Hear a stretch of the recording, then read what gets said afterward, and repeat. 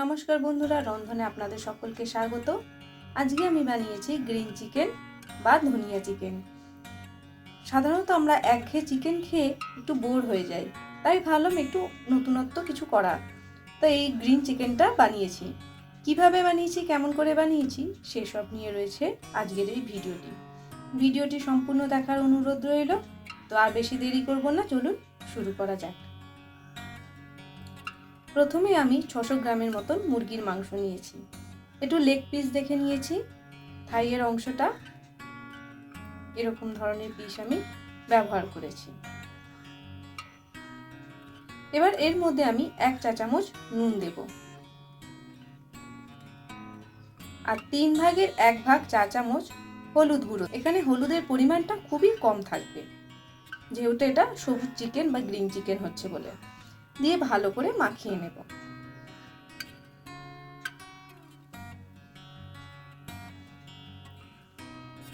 আমি এখানে 60 গ্রামের মতন পালং শাক নিয়েছি আর নিয়েছি 1 আটি বা 30 গ্রামের মতন ধনেপাতা। আপনারা পালং শাক বাদ দিলেও দিতে পারেন, কিন্তু ধনেপাতাটা লাগবেই। এখানে পালং শাকটা সেদ্ধ বসিয়ে দিয়েছি। এবার আমি 5টা কাঁচা লঙ্কা নিয়েছি ঝালের জন্য, আপনারা চাইলে কম নিতে পারেন। পালং শাক সেদ্ধ হয়ে গেলে সব একসাথে আমি বেটে নেব। এই দেখুন আমার বাটা হয়ে গেছে, এরকম পেস্ট তৈরি করে নিয়েছি আমি। এবার আমি 20খানার মতন কাজু নিয়েছি, এটারও একটা পেস্ট তৈরি করে নেব। আর একটা পেঁয়াজ একদম কুচিয়ে রেখেছি।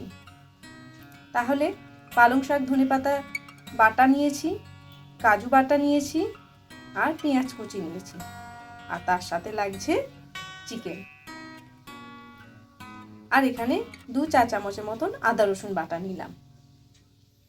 এবার কড়াইতে আমি 2 টেবিল চামচের মতন সাদা তেল বা রিফাইন্ড অয়েল ব্যবহার করছি। তেল গরম হয়ে যেতেই এর মধ্যে প্রথমে 1 চা চামচ গোটা জিরে ফোড়ন দেবো। তারপর কেটে রাখা পেঁয়াজ কুচিটা দেবো। দিয়ে একটু ভেজে নেব, যাতে কাঁচা গন্ধটা পেঁয়াজের চলে যায়।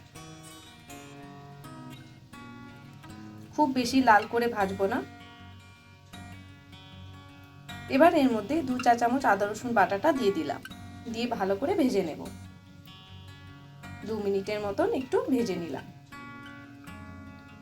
ভাজা হয়ে গেলেই মাংসটা দিয়ে দেব বা চিকেনটা দিয়ে দিলাম। দিয়ে এবার সব একসাথে মিশিয়ে নেব।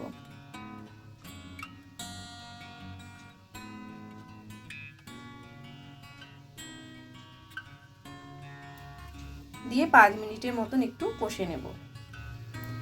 তাতে পাতিলেবুর হাফ আমি রস দিলাম। পাতিলেবুটাকে কেটে অর্ধেক করে তার রসটা দিয়ে দিলাম। দিয়ে চিকেনের সাথে ভালো করে মাখিয়ে নিয়ে 1 মিনিটের মতন নাড়াচাড়া করে নেব। এবার কাজু বাটাটা দিয়ে দিলাম, আর বাটিতে যেটুকু কাজু লেগেছিল তাতে অল্প জল দিয়ে চিকেনের মধ্যে দিয়ে দিলাম। দিয়ে ভালো করে কষতে থাকবো। 5 মিনিটের মতন একটু কষে নেব। আমি এতে এক্সট্রা কোনো আর জল দেব না। এবার ঢাকা দিয়ে রেখে দেব 10 মিনিটের মতন। 10 মিনিট হয়ে গেলে ঢাকা খুলে দেখব যে মাংস থেকে দেখুন অনেকটা জল বেরিয়েছে। দিয়ে যাতে তলায় ধরে না যায় তাই আবার একটু নাড়িয়ে নিলাম। এবার বেটে রাখা ধনেপাতা আর পালং শাকটা দিয়ে দিলাম। আপনারা যদি পালং শাকটা না দিতে চান তাহলে ধনেপাতার পরিমাণটা একটু বাড়িয়ে নেবেন।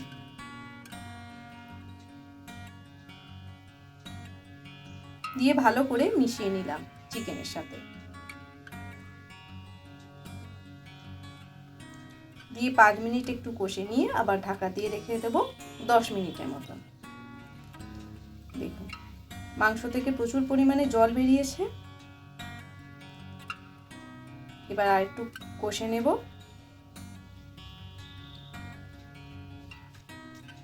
আপনারা যদি গ্রেভিটা ঘন চান তাহলে অনেকটাই কষে নিতে হবে। এবার আমি 1 চা চামচের মতন গোলমরিচ গুঁড়ো দিলাম, এতে স্বাদটা বাড়ে। আর খেতেও খুব সুন্দর লাগে। এবার দেখে নেব মাংসটা সেদ্ধ হয়েছে কতটা। দেখুন সেদ্ধ হয়ে এসছে। এবার আমি এর গ্রেভিটা একটু ঘন রাখতে চাই, তাই আর একটু কষে নিলাম। এবার আমি পরিবেশন করে দেব। তৈরি হয়ে গেছে আমার গ্রিন চিকেন। তো বন্ধুরা, আজকের রেসিপিটা আপনাদের কেমন লাগলো বলুন। যদি ভালো লেগে থাকে তাহলে বন্ধু বান্ধব সকলের কাছে শেয়ার করার জন্য অনুরোধ রইল।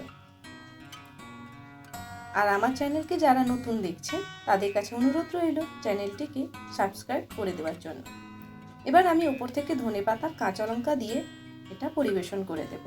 বাড়িতে গেস্ট আসলে আপনারা এই নতুনত্ব রান্নাটা করে খাওয়াতে পারেন। তাহলে আজকে এই পর্যন্ত বন্ধুরা। পরবর্তীকালে আমি আবার একটা কোনো নতুন ভিডিও নিয়ে আপনাদের সামনে হাজির হব। আর অবশ্যই আপনারা বাড়িতে এই চিকেনটা বানিয়ে আমাকে কমেন্ট বক্সে লিখে জানাবেন কেমন খেতে হয়েছে। আর আমার ভিডিওটি আপনারা কে কোথা থেকে দেখছেন সেটাও জানাতে ভুলবেন না, এতে আমারও একটু ভালো লাগে। তাহলে বন্ধুরা আজকে এই পর্যন্তই রইল। পরবর্তীকালে আবার কোনো নতুন ভিডিও নিয়ে হাজির হচ্ছি। ততক্ষণের জন্য বিদায় নিচ্ছি। আপনারা সকলে ভালো থাকবেন, সুস্থ থাকবেন, সাবধানে থাকবেন। ধন্যবাদ।